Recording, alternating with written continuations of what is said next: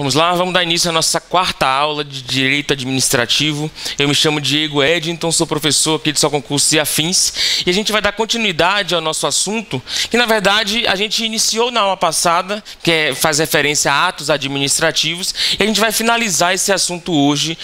E eu preferi dividir esse assunto em duas aulas, devido à quantidade de detalhes que ele possui. Talvez seja um dos assuntos mais detalhados do Direito Administrativo. E aí a gente divide em duas aulas para poder a gente, com calma, analisar bem as características desse ato administrativo. Na aula passada, a gente viu o conceito de atos, nós vimos as características gerais dos atos administrativos e nós vimos os elementos do ato administrativo, que são competência, finalidade, forma, motivo e objeto. E aí, dando continuidade, a gente viu também ato discricionário e ato vinculado. Vimos também a questão da delegação do ato administrativo e da avocação também dessa competência. E agora, dando continuidade, a gente vai ver os atributos do ato administrativo. A doutrina brasileira costuma elencar alguns atributos inerentes a todo ato. Quer dizer, alguns atributos nem todo ato administrativo vai ter. Mas geralmente os atos administrativos eles são dotados desses atributos, dessas prerrogativas que são necessárias para que o ato seja respeitado, para que o ato seja de forma efetiva obedecido e tenha eficácia na sociedade. E o primeiro atributo que nós encontramos é a presunção de legitimidade, que pode vir no seu concurso também como presunção de legalidade. Ou até mesmo eu já vi a presunção de veracidade. Então, a presunção de legalidade, a presunção de legalidade ou de veracidade ou de legitimidade é um atributo do ato administrativo que diz o seguinte: a gente parte do pressuposto de que o ato administrativo ele está de acordo com a lei, ele foi praticado de acordo com a lei. Então, todo ato administrativo ele é presumidamente legal. É interessante, vocês já devem ter ouvido a expressão, que o ato tem fé pública, o ato administrativo tem fé pública, o ato daquele agente público tem fé pública.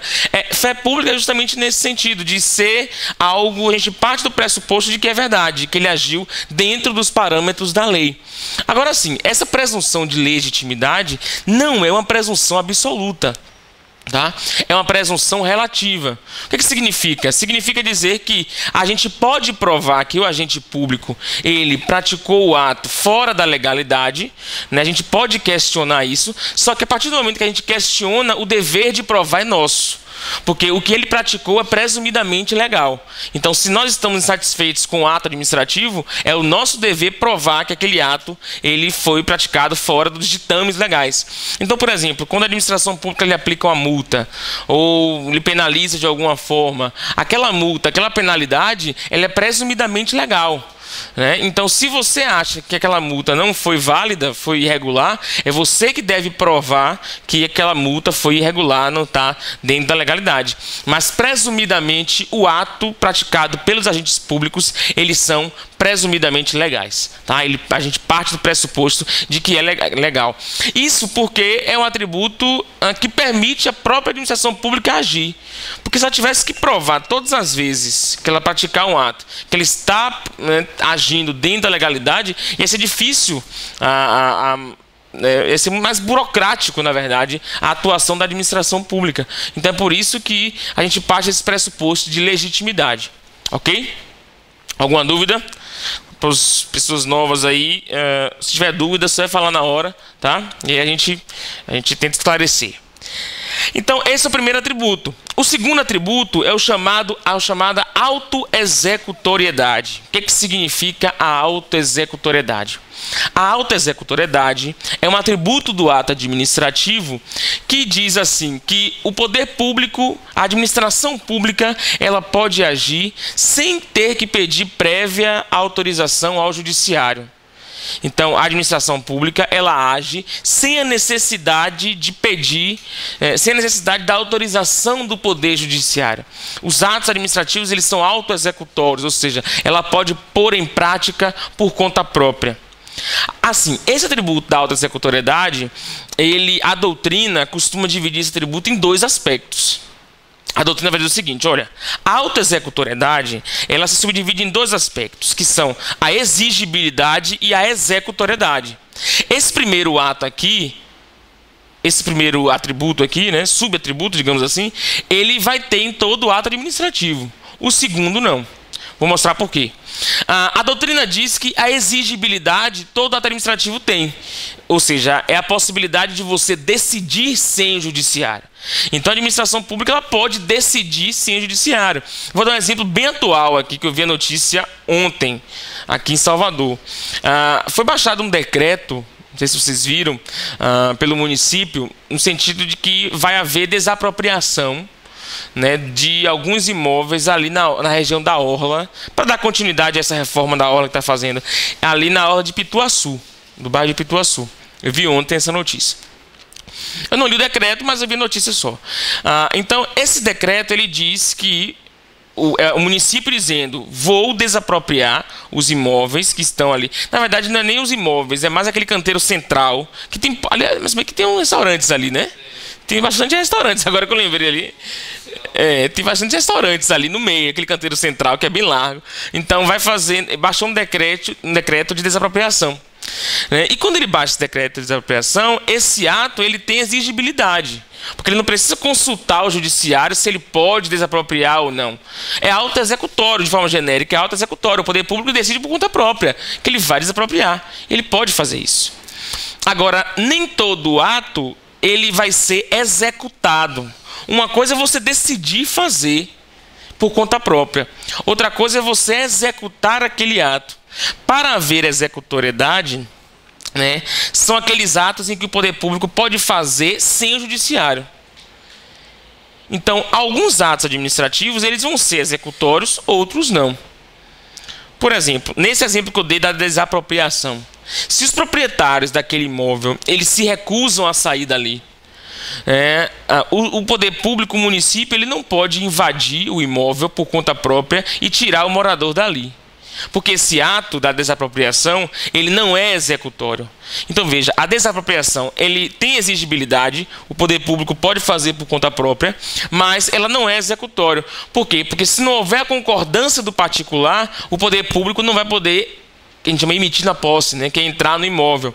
O que ele vai fazer? Ele vai entrar com ação judicial para o judiciário emitir uma autorização para tirar aquelas pessoas. Então, não. Como assim arbitrário?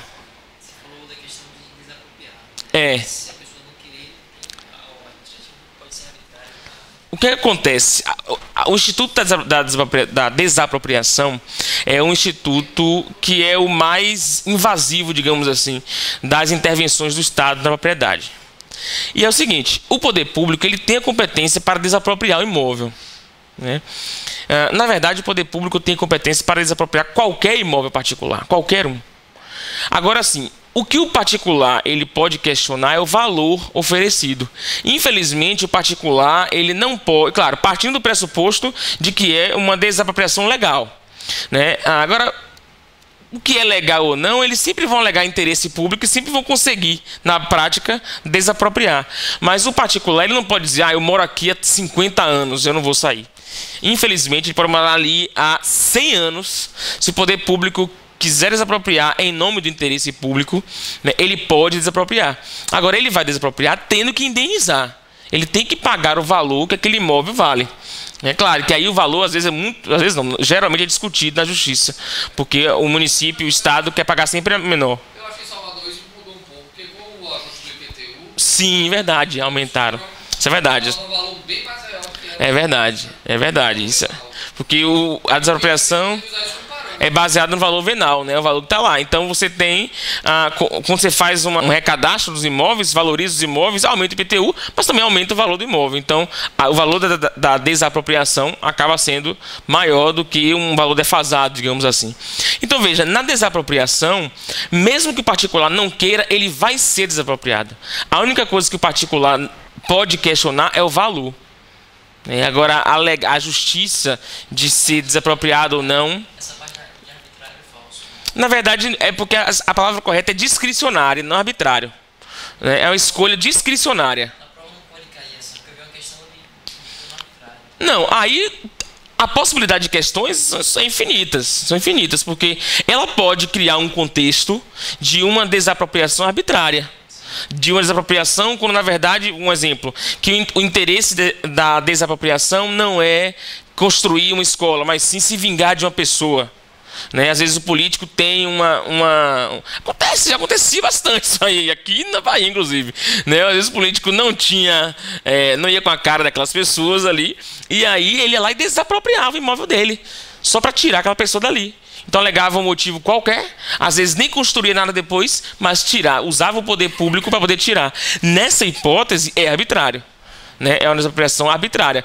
Mas a desapropriação em si, ela tem exigibilidade, só que não tem executoriedade. O que é executoriedade? Executoriedade é lá e fazer. Né? Ela não tem isso, no caso da desapropriação. Tá? Desde que o particular não concorde. Na verdade, só 2 tipos de atos vão ter executoriedade. Né? Que são os atos em que a lei permite, quando a lei permite,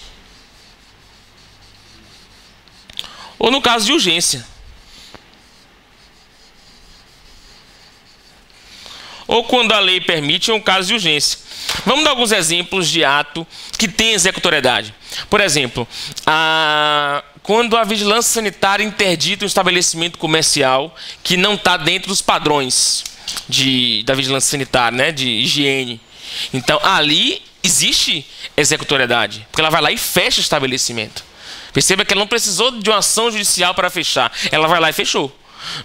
Quando apreende alguma mercadoria, está portando drogas, e o poder público vai lá e pode apreender a mercadoria. Nessa hipótese tem executoriedade. Uma hipótese de urgência, quando, por exemplo, existe uma casa na iminência de desmoronar. Nesse caso, uma casa no barranco, né, o poder público pode ir lá, usar a polícia e tirar a força daqueles moradores daquela casa, impedir que eles fiquem ali, porque é uma questão de urgência. A casa vai desmoronar. Então, pode derrubar. Aqui tem executoriedade porque tem urgência, né, que pode causar um prejuízo maior para a sociedade. Então, perceba que a autoexecutoriedade, aí você vai ter que ficar atento às questões. O que acontece? A questão, ela pode ou falar superficialmente da autoexecutoriedade, e aí você sabe, olha, a autoexecutoriedade é a possibilidade de agir sem o judiciário. Né? Beleza. E se isso cair como um atributo do ato administrativo, você sabe que realmente é. Agora a questão pode destrinchar mais ainda. Ela pode querer falar um pouco de exigibilidade, de executoriedade. E aí você vai saber o seguinte: você vai saber que executoriedade só 2 tipos de atos possuem. Quais sejam os atos em que a lei permite e nos atos que tem urgência. Eu acho que a gente tem uma questão sobre isso aqui. Peraí, deixa eu ver se... dá uma olhadinha se é a questão 7 para vocês. Eu não sei se a numeração está correta, que eu mudei os slides aqui agora. É a 7? Pronto. Vamos fazer junto para a gente exercitar um estabelecimento, o raciocínio. Então ela quer um que não tenha executoriedade. Veja, a apreensão de mercadorias a gente viu, né, tem executoriedade, pode apreender. Interdição de estabelecimento também eu dei exemplo, pode interditar. Cassação da licença para conduzir o veículo, também. Se você ultrapassa lá os pontos, né, comete infração ou algumas infrações, você pode perder a licença, caçar a licença. Demolição de edifício em situação de risco, também, né? A gente viu que tem executoriedade. Cobrança de multa administrativa, ele não tem executoriedade. O que acontece? Não significa que o poder público não possa cobrar. Né? Ele pode cobrar. A cobrança de multa administrativa, ela é um ato que ela tem exigibilidade, pois ele pode cobrar, ele pode notificar, pode emitir a multa, pode notificar para fazer o que for cobrando. Agora, se o proprietário não pagar, ele pode tirar o dinheiro da conta? Não. Ele vai ter que entrar com ação judicial, uma ação de execução fiscal, para poder efetivamente obter aquele dinheiro. Então a cobrança de multa é um ato que ela tem exigibilidade, mas não tem a executoriedade. E aqui foi uma questão que ela quis especificamente saber da executoriedade. Tá? Então fiquem atentos aí. Então, presunção de legitimidade é o primeiro atributo, autoexecutoriedade é o segundo atributo, e agora nós temos a imperatividade como terceiro atributo. Diga.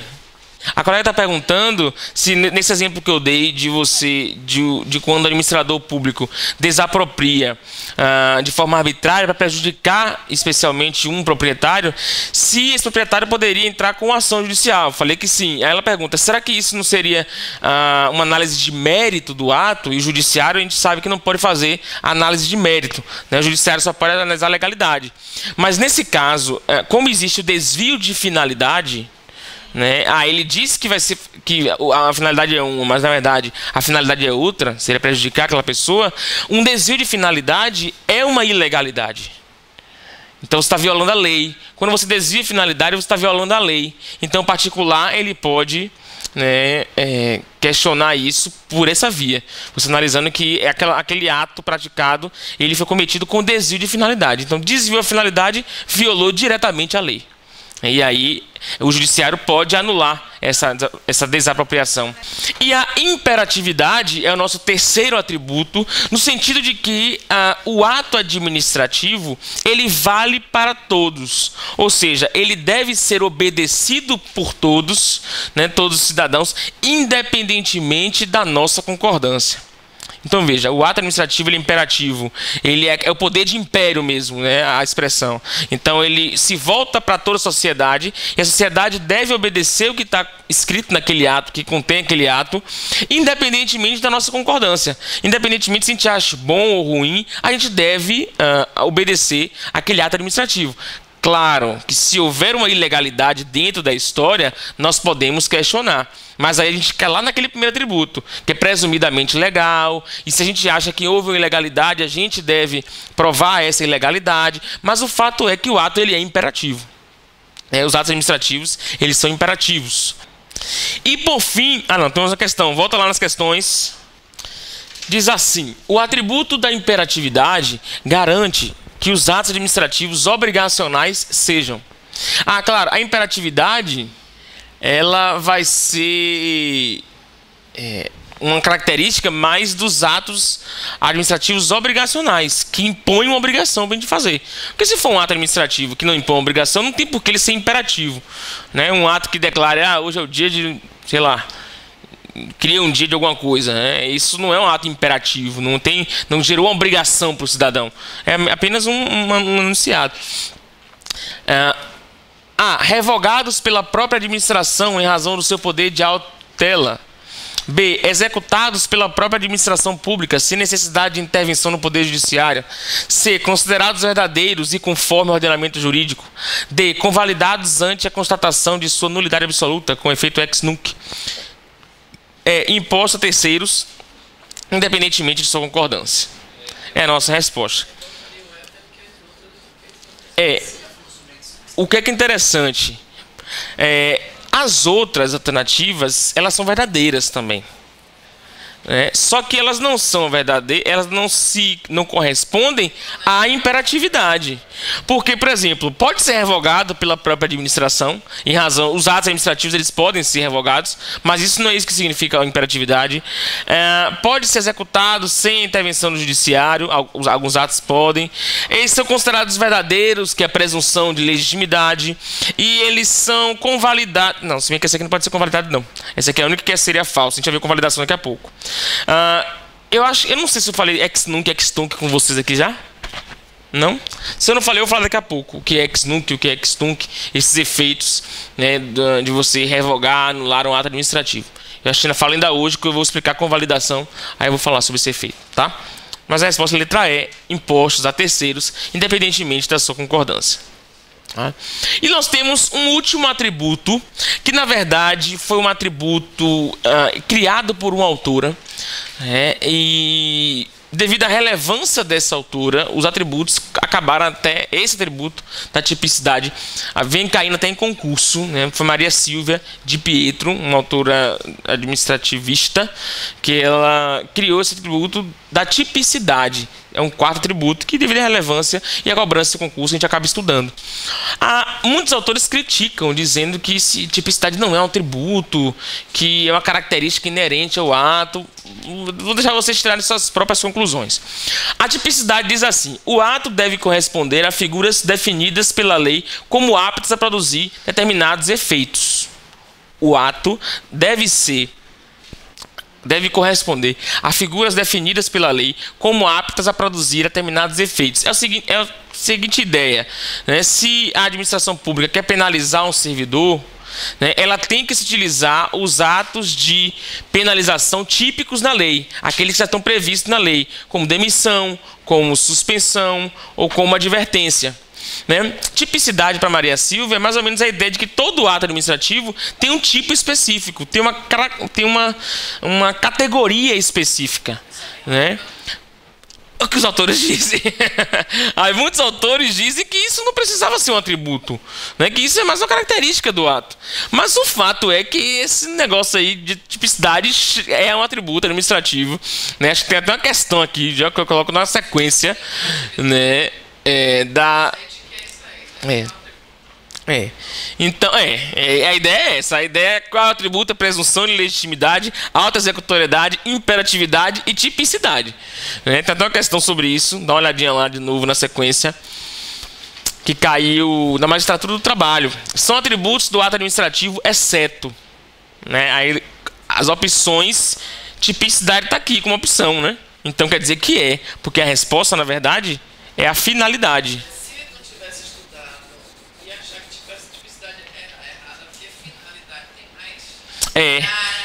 Tem cara mesmo, porque finalidade, na verdade, ela é um elemento do ato. A gente tem que estar bem atento a isso. A diferença entre elemento e atributo. Elementos são aquelas partes integrantes do ato, aquilo que forma o ato.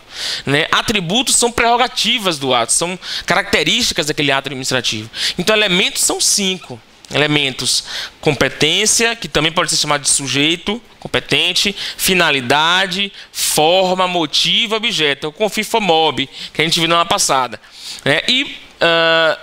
Atributos são 4: presunção de legitimidade, imperatividade, auto-executoriedade e tipicidade.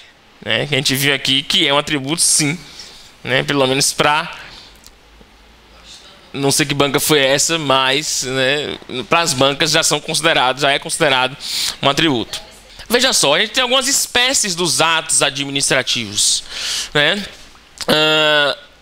A primeira espécie de ato administrativo que nós temos são os atos normativos, que a gente até já viu esses atos normativos aqui, quando eu falei sobre decretos, falei sobre o poder regulamentar, o poder normativo do poder público, da administração pública. Então, os atos normativos são aqueles que estabelecem uma regra, de conduta. Pensa nos decretos, né? Os decretos são bem assim o exemplo dos atos normativos. São aqueles que estabelecem normas, aqueles que estabelecem regras a serem seguidas pela sociedade. A segunda modalidade são os atos ordinatórios, que são aqueles que disciplinam o funcionamento da administração pública. Então, aqueles avisos internos, aquelas circulares, dizendo, olha, o servidor vai trabalhar de 8 às 16, com 1 hora de almoço, a forma de vestir deve ser essa, né? Então, esses atos ordinatórios são os atos do dia a dia, aqueles atos praticados internamente, que têm alcance interno, sobretudo, né, na administração pública. São chamados de atos ordinatórios.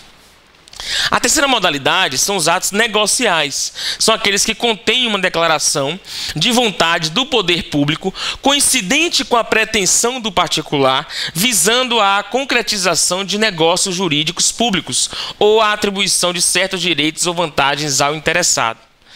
Pensa, sabe o que? No alvará.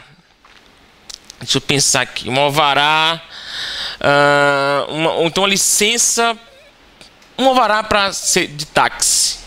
Acho que é um bom exemplo para esse negocial. Um alvará para ser taxista.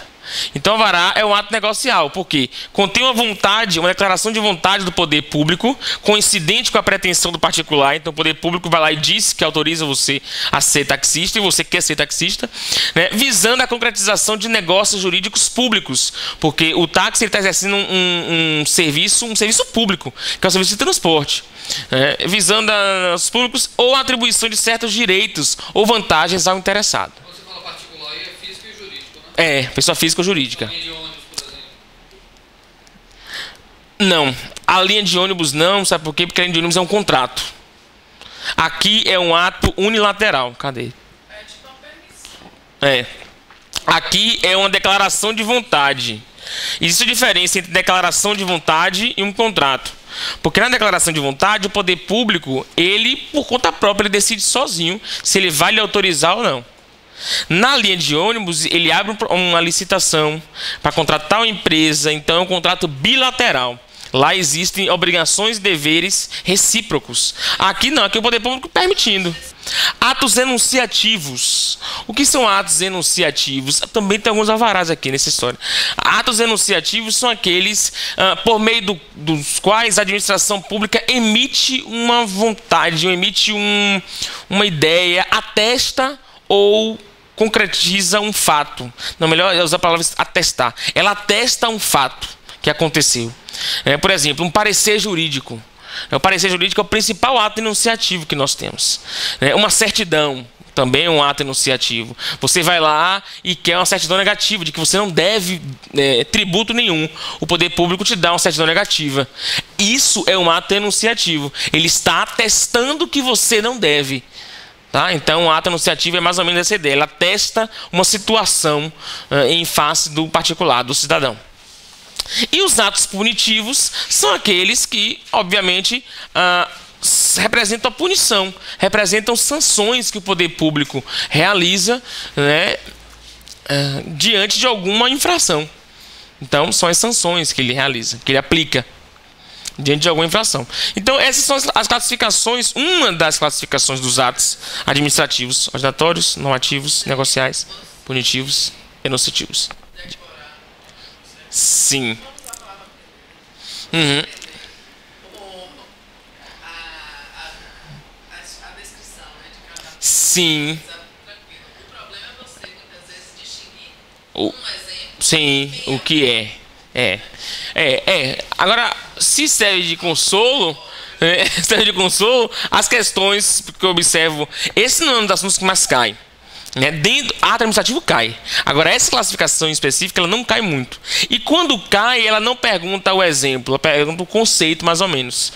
Que tipo de ato é. Até pelo nome, ajuda bastante. Né? Tirando...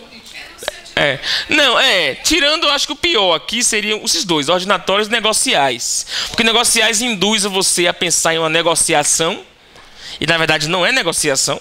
Negociação no sentido genérico que a gente vê no dia a dia, né? É um negócio jurídico, mas não é uma negociação de duas partes. E ordinatórios, que também fica assim meio abstrato. E normativos também eu acho que faz um pouquinho. Sim. Algumas provas que eu vi no caso do INSS foi vinculação, discricionariedade e delegação. São que há mais. Aqui eu meio que compro uma tabela, a gente, porque nunca cai, mas pode cair, né? Então, é no dia que a gente não estuda que cai. Então, por isso que a gente tem que... É verdade. Veja só, outra classificação que nós temos do ato administrativo. Quanto aos destinatários. Os atos eles podem ser gerais ou individuais. Então, vamos lá. Eu estou pensando nos destinatários do ato, aqueles que vão ser contemplados, alcançados pelo ato. Quando for um conjunto de sujeitos, nós chamamos atos gerais. Então, atos gerais é aqueles que nós não conseguimos determinar especificamente quem são os sujeitos que foram atingidos, alcançados pelo ato. Todo mundo alcançado pelo ato. Nesses são os atos gerais. Os atos individuais são aqueles que eu consigo especificar o sujeito ou a categoria de sujeitos que são alcançados pelo ato. O grande lance do ato individual é que o ato individual não necessariamente é uma pessoa só. O ato ele vai ser classificado como individual quando eu consigo individualizar cada sujeito, ainda que sejam vários. Então o poder público ele pode decidir... Pronto, no mesmo exemplo que eu dei, a desapropriação. Uma desapropriação é um ato individual quanto ao destinatário, pois eu sei quem são cada um, quem é cada um desses que serão desapropriados. É diferente, por exemplo, do aumento de IPTU, então do aumento da tarifa do ônibus. Então todo mundo pode ser alcançado por aquela tarifa, não é voltado para cada uma das pessoas. Qualquer um que pegar o ônibus está sendo alcançado. Então ali é um ato geral. E um ato individual eu consigo individualizar. Por isso que eu digo que o ato, né, que se diz que o ato ele pode ser singular ou plurimo. Singular quando alcançar uma pessoa somente. Decreta lá que quer exonerar um servidor X. Ali é um ato singular. Né? Ou decretar que exonera 15 servidores. Aqui é um ato plurimo, pois eu vou saber quem são os 15 que foram. Sim. Ele seria um ato individual plurimo porque você consegue nominar cada proprietário de cada imóvel mesmo sendo muitos? Olha, nesse caso aqui, a doutrina ela costuma classificar ali como um ato geral. Mesmo tendo essa possibilidade, né? Mas é muito... E ali, às vezes... vinculado mais à quantidade. Não, e às vezes, assim, quando você faz um aumento desse, você... não necessariamente você está alcançando o proprietário. Às vezes o locatário também de um imóvel, ele pode ser responsável por contrato, por pagar o IPTU. Você aluga o imóvel, né, e tem lá a parcela do IPTU, que vai para o locatário também. Então você tem uma categoria de sujeitos que você não consegue mensurar. Né? Apesar de existir um cadastro lá, você tem uma categoria que às vezes ultrapassa. Né? É igual se você pensar assim, por exemplo, você pensa, eu tenho um registro de nascimento de todo mundo que está vivo aqui e eu sei quem pode pegar o ônibus. Né? Mas ali... Sim, é diferente, né? Mas aí, tem que pagar, é verdade, tem que pagar. Tem que pagar. Mas devido a essa categoria, essa possibilidade de outras pessoas, porque existem os responsáveis que a gente chama de primários do PTU, mas existem aqueles responsáveis tributários também, que são outras pessoas que acabam se responsabilizando pelo pagamento daquela dívida, que não necessariamente é aquele que está inscrito lá. Então acaba sendo considerado geral. Tá? Então, singular, individual é singular ou plurimo. Segunda classificação, né? Quanto ao alcance do ato, isso aqui é mais tranquilo. O ato ele pode ter um alcance somente dentro da administração pública, e aí será considerado um ato interno, né? Somente alcança os servidores ou os órgãos da administração pública, ou os atos externos, que são aqueles que alcançam a sociedade também. Qualquer ato administrativo que venha alcançar terceiros, que venha alcançar a sociedade, né? Por exemplo, o poder público estabelece que carretas só poderão trafegar na cidade, que acontece aqui em Salvador, né? Não podem trafegar na cidade, ou então carga e descarga de caminhão, tem um horário, tem um local, então carretas acima de tal altura não pode trafegar na cidade durante o dia, né? Existem essas regras, aqui é ato externo. Agora, quando ele estabelece um ato voltado somente para os servidores, comportamento dos servidores, é um ato interno. Né? Então, quanto ao alcance do ato, ele pode ser interno ou externo. Então, revisando. Qual foi? Alcance, ela é interna, mas alcança a verdade. Esse exemplo que eu coloquei na apostila é interessante. Porque quando você muda o horário do funcionamento da administração pública, né, é porque, na verdade, o externo já engloba. A gente já fala externo. Né? O externo ele já contempla a categoria de englobar também o interno. Porque todo ato sempre gera um efeito interno. Não tem para onde correr. Né? Seja qualquer decreto, ele gera um efeito interno. Seja de até criar uma obrigação de alguém fiscalizar, gerou um efeito interno. Né? Porque quando você estabelece uma regra de carga e descarga, alguém lá dentro tem que fiscalizar isso. Então, gerou um efeito interno. Então, quando gera efeito interno e externo, aí a gente diz logo, externo. Que aí já englobou, alcançou a sociedade. E aí nós temos também, esse aqui a gente já conhece, quanto ao grau de liberdade, eu só repito para uma questão didática mesmo, a gente sabia que a classificação, o ato ele pode ser vinculado ou discricionário. Lembrando que o ato vinculado é aquele ato em que a lei estabelece todos os requisitos para a sua prática. Um ato vinculado é aquele que a administração pública tem a obrigação de praticar. Ela não tem aquela margem de escolha na prática do ato, que é totalmente o oposto do discricionário. O discricionário é o ato administrativo, no qual a administração pública ela tem uma margem que nós chamamos de oportunidade. Eu sempre repito isso aqui porque é importante. oportunidade e conveniência. Então, falou em oportunidade e conveniência, nós estamos falando... Ixi, esse piloto não está legal não, hein? Nós estamos falando